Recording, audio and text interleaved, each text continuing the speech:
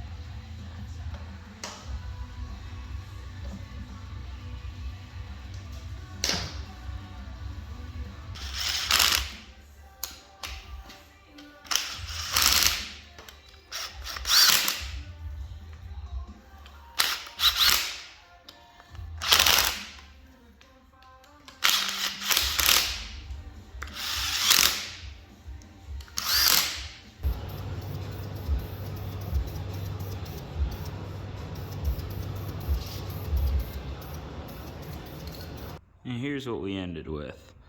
I think it looks pretty good for something that you're never going to see, other than the parking brake and the shifter.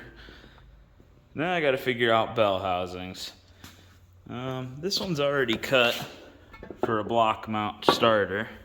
This one is not. It's still 3-bolt. That's a 21.5 to 1 compression motor, and it requires you know, obviously a 21.5-to-1 starter, and those are all going to be block mounted for 6.2s and 6.5s. So I'll probably be using this one. Cut it a little farther. I got to open up that hole for the clutch fork. This one I'd like to save just in case I have to still end up with a small block. I need that bell housing, because there is no guarantees that that thing's gonna run. I can't even try to start it without a flywheel. Can't put bell housing on it till I have flywheel and clutch and everything in it. So as of right now, you know, I'm kind of stuck. Hopefully I can get these parts ordered and drop off the flywheel to the machine shop maybe tomorrow, maybe the next day. Hopefully have it back like next week. But with the holidays, you know, I don't know. I'm not super confident. So, yeah, progress is probably going to still be a little slow waiting on parts. But this makes me happy to see. This is just more of a update video anyway. I promise I'm going to be hammering this thing as soon as I have everything. It's probably going to be after the first of the year when I can really, really, really hammer down on it. But I'm going to try to get as much done as I can, and I don't know, I'm already thinking I'm going to blow the budget out because it's starting to add up. Just a quick motor swap is a little bit more now. So either way, I'll get that stuff handled, and hopefully I'll be back on this thing here real soon. Thanks for watching. See you next time.